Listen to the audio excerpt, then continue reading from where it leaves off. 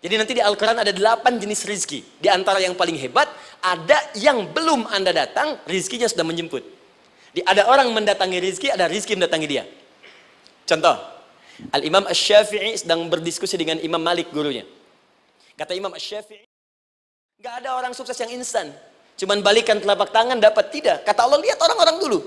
Lihat orang-orang hebat dulu. Bagaimana mereka bisa kaya, bisa sukses, bisa punya posisi. Masat umul ba'sa, petakan olehmu.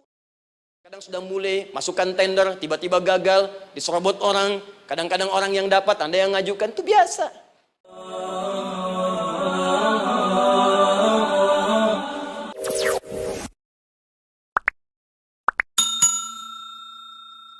Anda berlanjut, diterangkan oleh Allah, hei, tugas suami saat mulai pertama kali menikah, maka tugas yang pertama siapkan untuk mencari nafkah.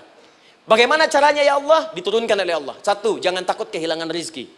Jangan pernah mencuri, jangan pernah ngambil punya orang, karena punya kamu akan saya berikan sempurna. Kamu ngambil punya orang, maka kamu akan menyulitkan diri sendiri. Itu akan dikembalikan pada yang berhak. Ya, turun Quran surah ke-51 ayat 22. Dirinci, begini cara nyarinya. Quran surah kedua ayat 168. Kalau Anda ingin cepat baru bergerak, rizkinya sudah dapat. Quran surah kedua ayat 172. Ada yang dahsyat, dia belum keluar, rizkinya yang mendatangi dia. Jadi nanti di Al-Quran ada 8 jenis rizki. Di antara yang paling hebat, ada yang belum Anda datang, rizkinya sudah menjemput. Ada orang mendatangi rizki, ada rizki mendatangi dia. Contoh, Al-Imam Asy-Syafi'i sedang berdiskusi dengan Imam Malik, gurunya. Kata Imam Asy-Syafi'i, Syekh, rizki itu mesti saya cari dulu, baru kita dapat. Kata gurunya, ya Syafi'i, ada rizki yang cukup kita beramal dekat kepada Allah, dia akan datang tanpa kita cari dengan ikhtiar manusia. Kata Syafi'i, mustahil. Kata Quran kan kita kerja dulu, baru datang. Kata Imam Malik, gurunya, kamu yang belum sampai. Kita amalkan ini, rizki datang. Maka berhenti sampai di situ, Imam Syafi'i pamit. Di jalan tiba-tiba, beliau mendapati ada panen anggur, Pak, Bu. Terus dipanggil sama yang punya kebun. Ya, pemuda katanya, sini. Mau bantu nggak? Kalau kamu bantu, kami berikan anggurnya. Maka beliau bantu, panen, petik. Sampai setelah selesai diberikan anggur yang besar-besar, hanum. Senyum, senang beliau. Ternyata senangnya bukan karena dapat anggur. Senangnya karena merasa pendapatnya benar. Kalau saya nggak bantu panen ini, nggak akan dapat saya anggur. Cuma karena saya bantu, saya diberi ini. Maka rasa senangnya inilah dibawa kemudian kepada gurunya, ingin laporan. Tapi perhatikan adabnya. Dia tidak mengatakan, guru, nih saya benar. Kalau saya nggak ikut panen, nggak dapat saya ini. Perhatikan kalimat Asy-Syafi'i. Guru, tadi saya di jalan, dipanggil oleh pemilik kebun, ikut panen anggur. Begitu saya bantu, saya diberikan anggur ini. Beliau tekankan dengan kalimat yang kencang pada kalimat, begitu saya bantu, saya dapat anggur ini. Imam Malik tersenyum mengatakan, Masya Allah Syafi'i, luar biasa. Ini siang begitu panasnya, tadi saya mau keluar ngajar, terfikir di benak saya, Allah, kalau ada anggur yang besar-besar, enak rasanya. Tiba-tiba kamu datang bawa anggur. Jadi Imam Syafi'i kerja dapat sesuatu, Imam Malik terfikir sesuatu, datang rezeki. Itu ada di Quran surah ke-7, teman-teman, ayat ke-96, paling kanan sebelah atas di mushafnya. Baik, teruskan dulu. Ya, Anda dalam mencari kerja, ingat, kalau Allah yang sampaikan pasti terjadi. Jangan dikira mudah. Kata Allah akan ada persaingan, akan ada kadang-kadang singgungan, akan ada tantangan, maka mulai petakan tantangan apa yang akan Anda lalui saat Anda mulai mencari nafkah itu. Maka turun Quran surah kedua ayat 214, paling kanan sebelah bawah. Am hasibtum an tadkhulul jannata. Hei, apa kamu mudah begitu saja mengira akan sukses dalam pekerjaanmu? Bahkan bisa diartikan surga, ingin masuk surga. Walamma ya'tikum mathalul ladzina khalau min qablikum. Sebelum engkau diuji seperti orang sukses dulu pernah sukses. Lihat mereka. Enggak ada orang sukses yang instan. Cuman balikan telapak tangan dapat, tidak. Kata Allah, lihat orang-orang dulu. Lihat orang-orang hebat dulu, bagaimana mereka bisa kaya, bisa sukses, bisa punya posisi.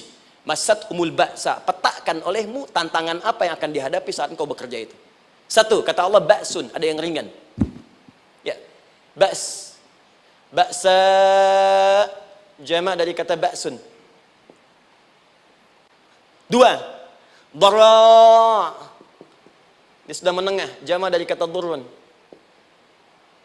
Tiga, zilzal. Ini yang paling tinggi puncaknya.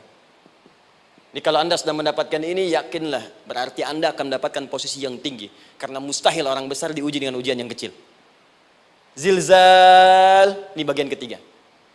Ba'sa, ba'sun, mulai. Kira-kira tantangan-tantangan ringan apa saja yang akan Anda hadapi? Ya, kalau saya contohkan misalnya dengan contoh yang lain singkat, Anda mau ke masjid, ingin konsisten, mulai hijrah, ingin dekat dengan Allah, tiba-tiba yang tadinya nggak mau ke masjid, mulai ke masjid, diuji dengan hujan. Hujan kecil, rintik-rintik, shower. Begitu hujan, orang Arab mengatakan kalau hujannya bisa lewat tanpa payung pun, orang Arab mengatakan la ba'sa. La ba'sa ini ringan. Orang kita sambungin, labas. Dari bahasa Arab lewat. Nah, jadi kalau Anda mau berangkat nih, siap bekerja, siap hadapi tantangan. Baru mau lewat hujan kecil, berarti itu tantangan kecil kita lewati. Macet, petakan, cari jalan yang kemudian sempurna, jalan yang kosong, buka Google-nya, buka Waze-nya, buka map-nya, cari. Jadi kalau pada yang kecil aja belum kita lewati, bagaimana mendapatkan yang besar? Anda mau ke masjid, dikasih hujan kecil, mau berangkat gak jadi. Papa, kenapa gak jadi? Hujan mah, kan ada payung, takut riak. Tuh. Setelah itu darwa, maaf, tantangan fisik. Kadang-kadang mulai ke fisik, mulai mengganggu.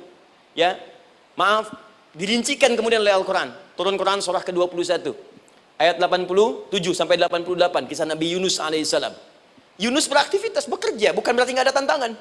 Kadang-kadang dibawa, kadang-kadang diusir, kadang-kadang Anda dapat misalnya proyek, kadang-kadang sudah mulai, masukkan tender, tiba-tiba gagal, diserobot orang, kadang-kadang orang yang dapat, Anda yang ngajukan, itu biasa.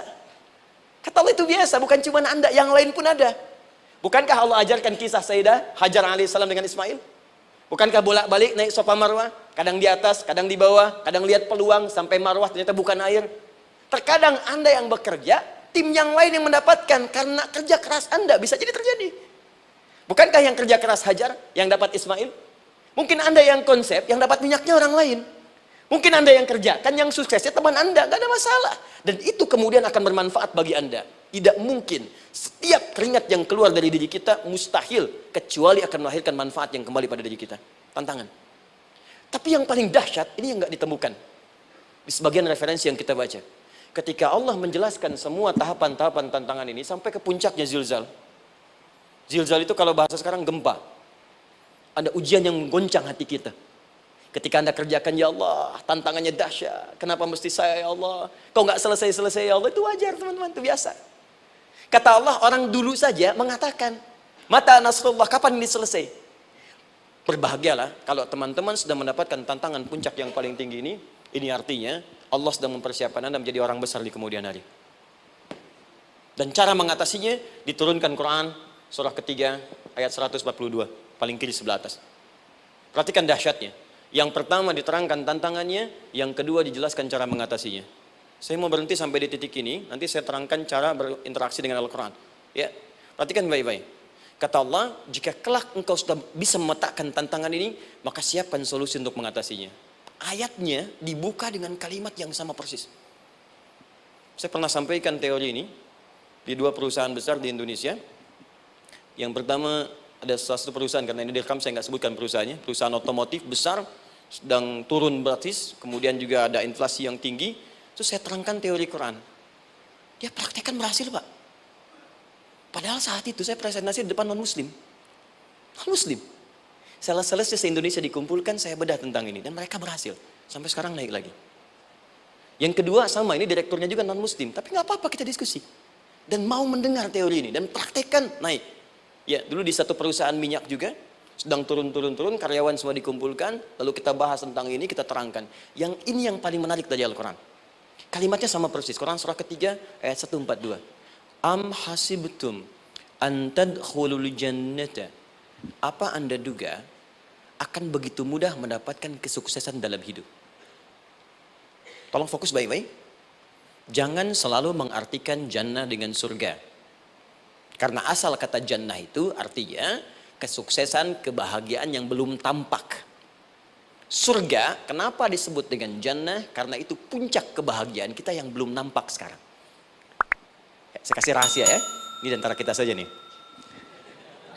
Kalau ada kata jim dengan nun di depannya, itu pasti tidak nampak, tersembunyi. Apapun tambahannya. Ya, misal, jin kenapa disebut dengan jin? Karena memang ketika diciptakan, dia tidak tampak, tersembunyi. Lawannya ins. Karena itu kita disebut ins. Karena saat lahir kita tampak. 18 kali disebutkan dalam Al-Quran. Ya ma'syaral jinni wal ins. Wa ma khalaqtul jinna wal ins. Jadi jin disebut jin karena memang fitrahnya tersembunyi, nggak nampak. Jadi kalau ada jin melakukan penampakan, itu jin sedang kena masalah. Sedang keluar dari fitrah. Sama dengan manusia, harusnya tampak. Jadi kalau ada manusia yang senang sembunyi-sembunyi, dia sama dengan, bukan saya yang bilang, sedang punya masalah. Ke kantor, sembunyi-sembunyi, hati-hati Pak Alfian tuh. Biasa ada pintu depan, masuk pintu belakang.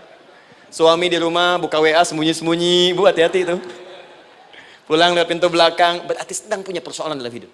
Setiap ada jim dengan nun, pasti tersembunyi. Ibu punya janin, rahim, dalam rahim ada janin.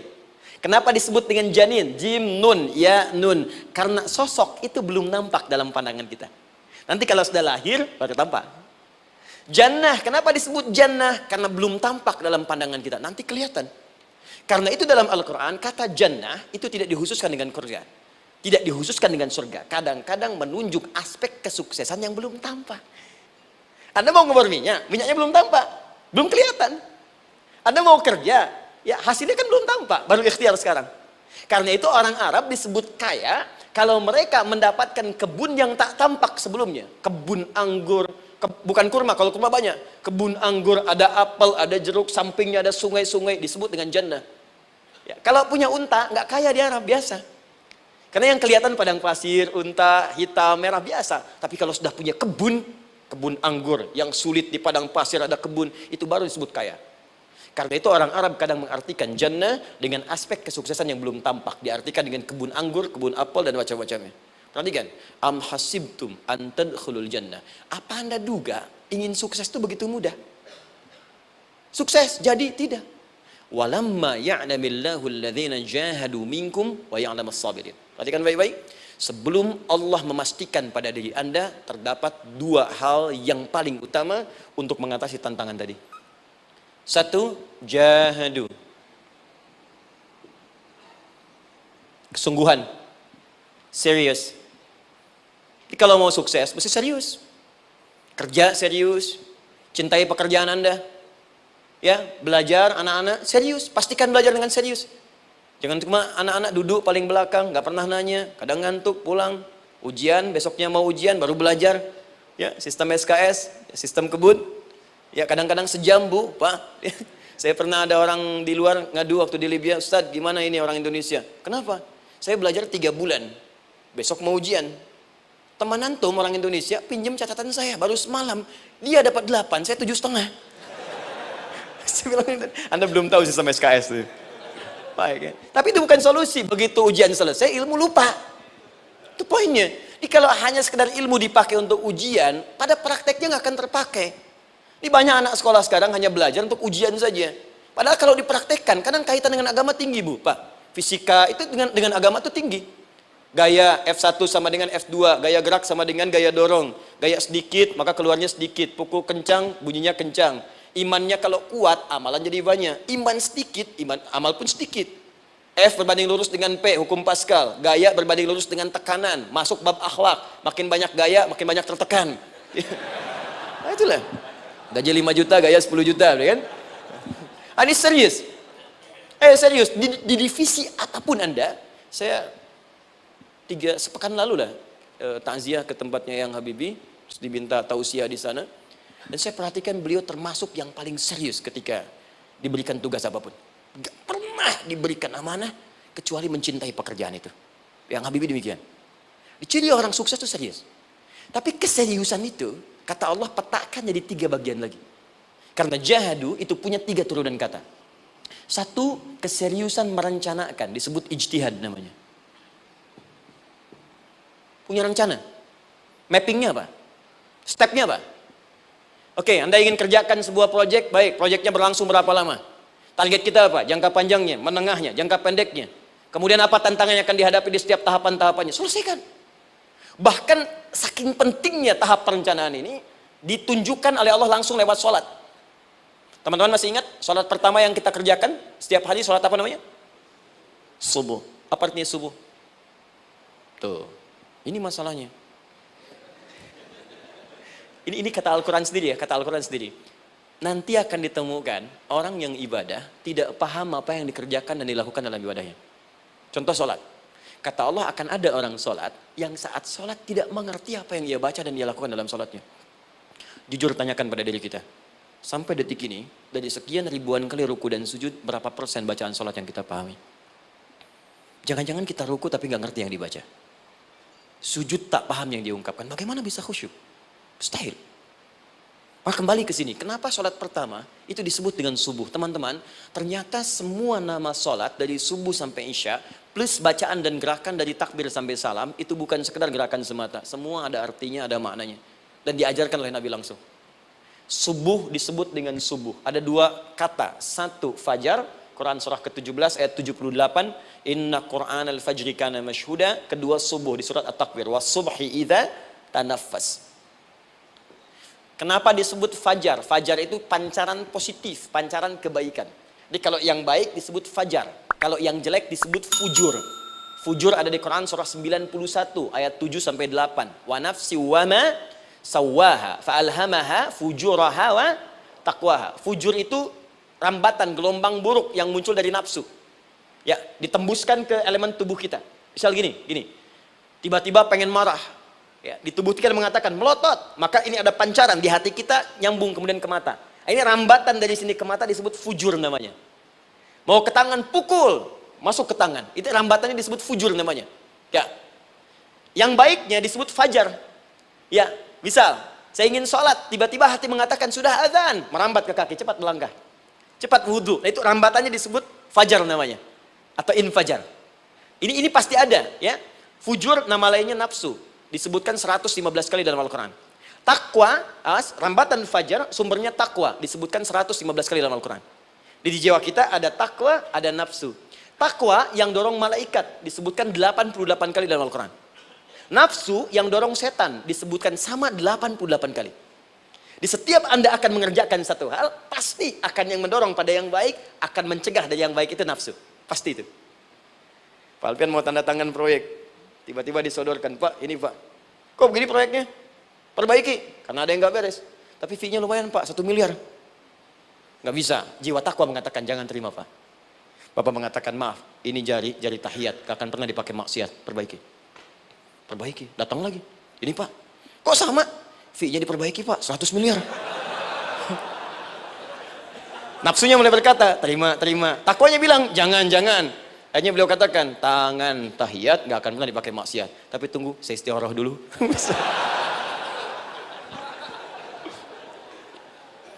Nah, waktunya, ini salatnya disebut fajar. Kenapa disebut fajar? Karena saat kita tidur, terus dengar suara azan, Allahu Akbar, maka memancar dari iman kita, rambatan untuk merespon suara itu. Bangun kita untuk menunaikan salat. Waktunya disebut subuh. Kenapa disebut subuh? Dari kata asbah. Asbah itu artinya yang siap dengan rencana.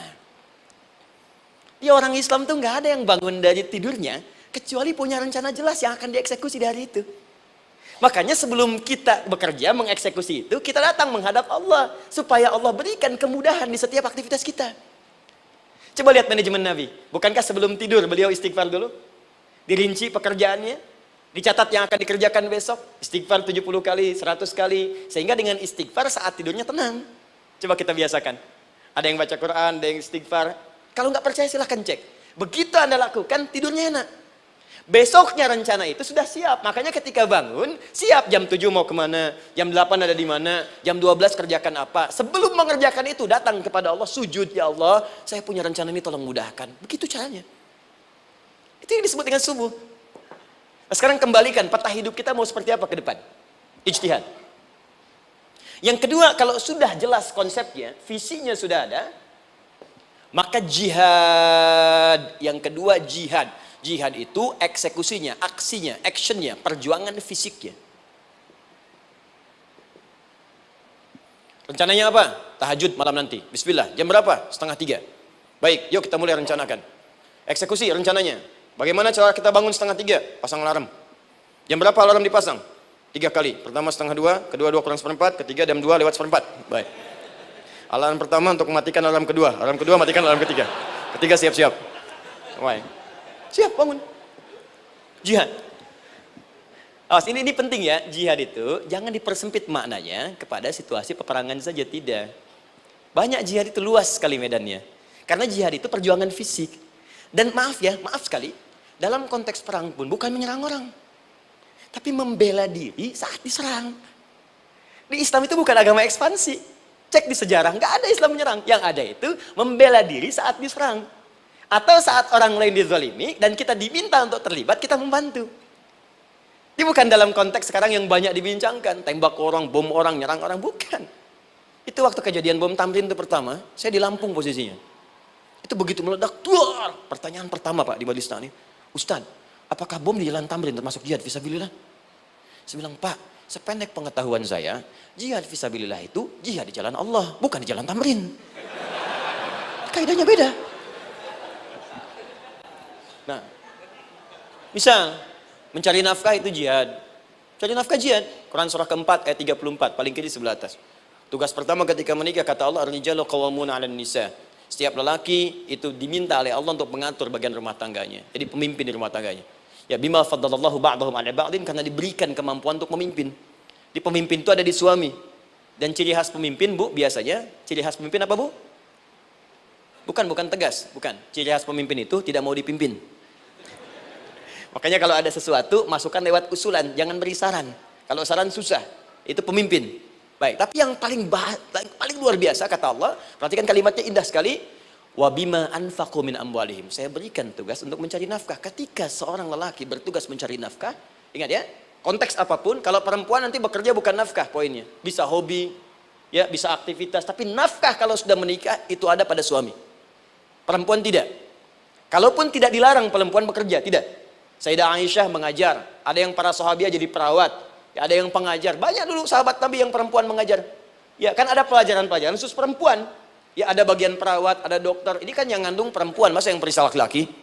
Ya, ada bagian perempuan tertentu, itu silahkan bekerja, boleh. Tapi nafkah laki-laki. Begitu lelaki meniatkan pekerjaannya karena Allah untuk mencari nafkah, itu setiap langkahnya jihad fisabilillah.